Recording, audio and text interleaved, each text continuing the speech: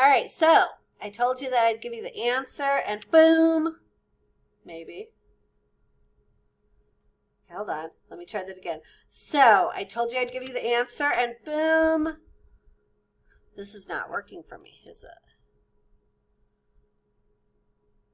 So very anticlimactic when stuff doesn't turn out, does it, right? There it is. Okay, so 30 seconds after I said excitement, stuff was going to happen.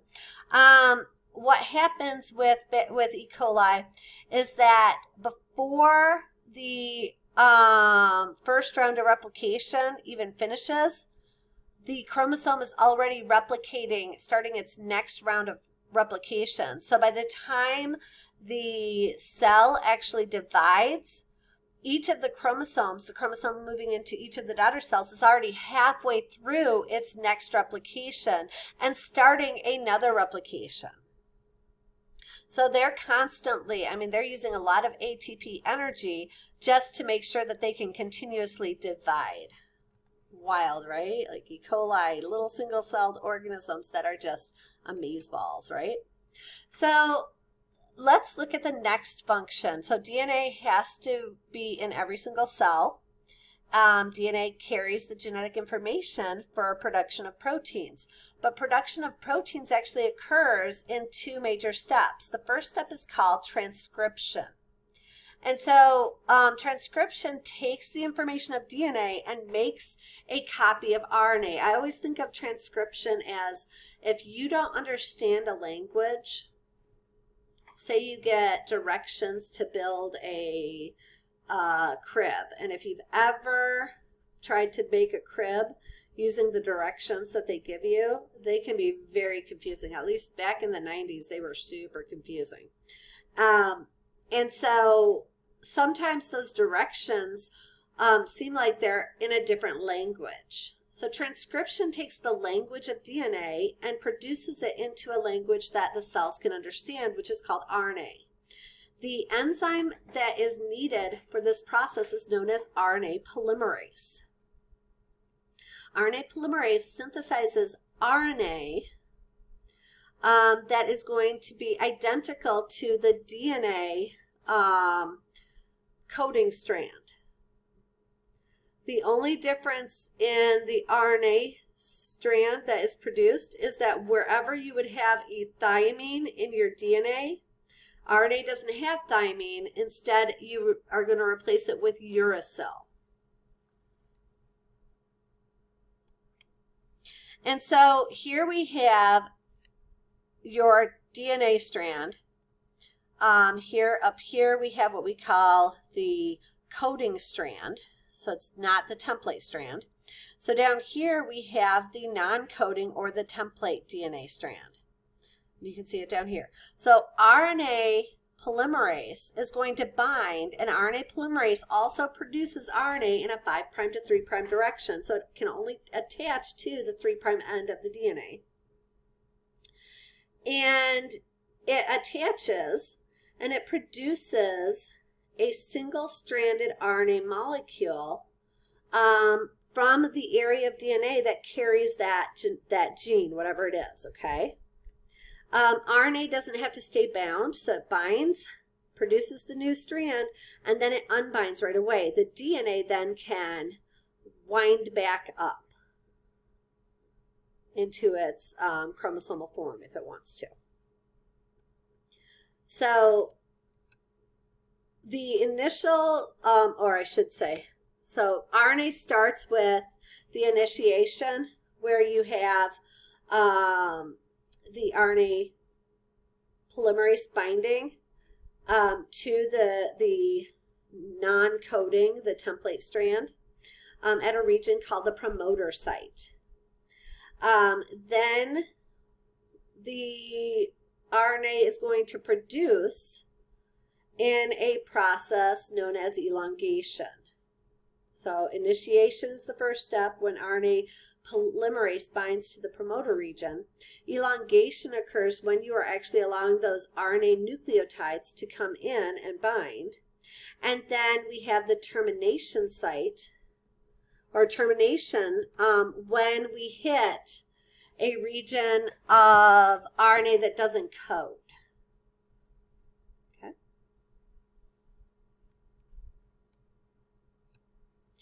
So RNA can be, well, I will say, messenger RNA can be called polycistronic or it can be called monocistronic. The term polycistronic means that it is coding for more than one protein. And so typically we see polycistronic messenger RNA in prokaryotic organisms where we have multiple proteins that work together in some type of an operon. In eukaryotes, most of the proteins that are encoded are going to be monocistronic. And so that means that there's going to be one protein coded for by the messenger RNA, and that's it. That protein is then going to have to be modified before it can actually move in to the cytoplasm to be translated. And so some of those modifications are adding a 5' cap, adding a poly A tail. So the 5' cap is known as a guanine cap. You add multiple guanines. The poly A tail is a 3' adenine tail. So you add multiple adenine to the end. And then we have to remove the regions of the messenger RNA that aren't coding for the protein. Once all of that happens, then we're going to move into the process of translation. So I told you that protein synthesis has two major steps. We have transcription, which is producing the message of the DNA in a language that our cells can understand. And then we have translation, where we take that message, that instruction manual, and we produce the proper protein. And so if we're looking at the baby crib again, we took the information that we didn't understand, we transcribed it, we got it transcribed into a language we do understand, and then we use that language, we read the instructions, and we make the protein, or we make the crib.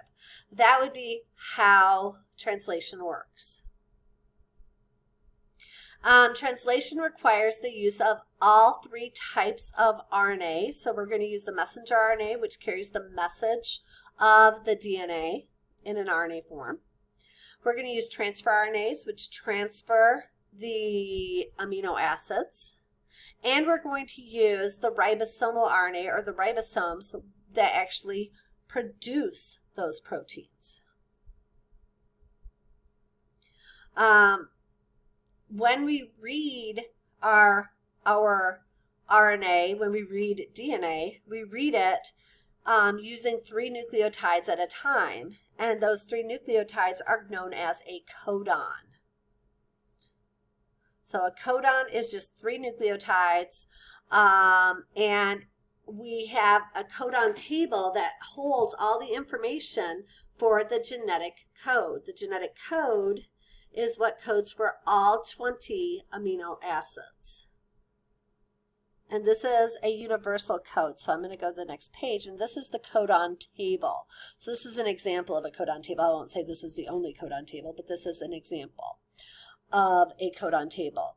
And so we read codons, 3 nucleotides at a time.